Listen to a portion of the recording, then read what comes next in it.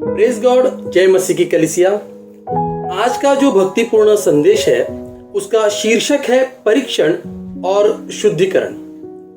जकरिया की पुस्तक अध्याय 13 और वचन 9 में पढ़ता हूं। जैसे भट्टी में चांदी शुद्ध की जाती है, वैसे ही मैं 1/3 आबादी को आग में झोंक कर उसे शुद्ध करूंगा। जैसे सोना परखा जाता है, वैसे ही मैं उनको परखूंगा। वे मेरे नाम की दुहाई देंगे और मैं उनको उत्तर दूंगा। दरअसल ये दुहाई देने का मतलब है प्रार्थना करना। तो परमेश्वर कह रहे हैं कि जब कोई मेरे पास सहायता के लिए प्रार्थना करेगा तो मैं उसका उत्तर दूंगा। कुछ प्रार्थनाएं उसका उत्तर तुरंत दिया जाता है, लेकिन कुछ का उत्तर मिलने में सप्ताह लगते हैं, महीने लगते हैं या साल भी लग जाते हैं।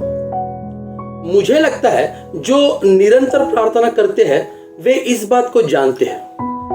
वे जानते हैं जब जवाब के लिए हम प्रार्थना करते हैं तो हम कुछ ऐसी चीज सीखते हैं जो हम अन्य किसी तरीके से नहीं सीख सकते, सिर्फ प्रार्थना से ही सीख सकते हैं।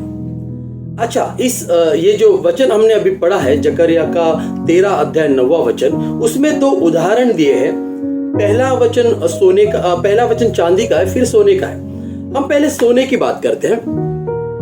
जब हम अपना सोना देकर कुछ नया सोना बनवाने जाते हैं तो क्या होता है कि वो जो सोनार है वो हमारे सोने का गुणवत्ता देखता है, क्योंकि उसे चाहिए कि ये सोना 100% खरा हो, शुद्ध हो, 24 कैरेट का सोना। तो वो क्या करता है, उस सोने को गर्म करता है।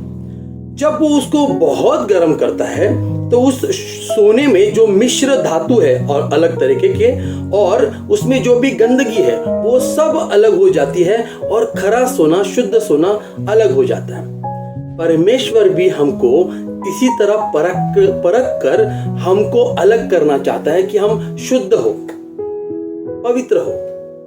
दूसरा उदाहरण जो है वो चांदी का है। जब एक धातुकार को हम पूछते हैं कि आप चांदी का शुद्धिकरण कब तक करते हैं, तो वो हमें कहता है कि हम चांदी को तब तक शुद्ध करते हैं जब तक कि हमारा प्रतिबिंब उसमें ना दिखे, हमारा चेहरा उसमें ना दिखे। हमारा परमेश्वर भी हमको तब तक शुद्ध करता रहता है जब तक कि प्रभु यीशु मसीह का चेहरा, उसका प्रतिबिंब हमें ना दिखे। आमीन। और जब हम इस जकरिया के अध्याय को 13 अध्याय 9 में वचन में को देखते हैं तो पता चलता है कि परमेश्वर अगर हमारे उत्तर में वक्त लगा रहा है तो वो हमें उस उत्तर के काबिल बनाना चाहता है। उसके लिए वो हमें परीक्षण और शुद्धिकरण की क्रिया से लेकर जाता है। वे चाहता है कि हम मसीह की तरह बने। ऐसे में वो हमारा परीक्षण और शुद्धिकरण तनाव के जरिए कर सकता है या सताव के जरिए कर सकता है। ये उसका तरीका है, हम नहीं जानते। हम बस इतना जानते हैं कि इस वचन के आखिर में परमेश्वर कहता है, मैं उत्तर दूंगा। आमीन। पहला थिस्सलुनीके पत्री अध्याय 5 वचन 17 में पौलुस भी हमें यही सिखाते हैं। वो कहते हैं, निरंतर प्रार्थना करते रहे। आमीन। आइए प्रार्थना करते हैं। धन्यवाद परमेश्वर इस सुबह के लिए, जो भक्तिपूर्ण संदेश आप हमें दे रहे हैं उसके लिए धन्यवाद करते हैं। पिता, हमें भूख दे कि हम प्रतिदिन दृढ़ता से, स्थिरता के साथ और विश्वास के साथ प्रार्थना करते रहें, और हम ये याद रखें कि प्रार्थना के बाद परीक्षा के बाद कृपा, और कृपा के जरिए हमें जवाब जरूर मिलेगा। प्रभु यीशु मसीह के नाम से मांगते हैं। आमीन। God bless you all. Thank you.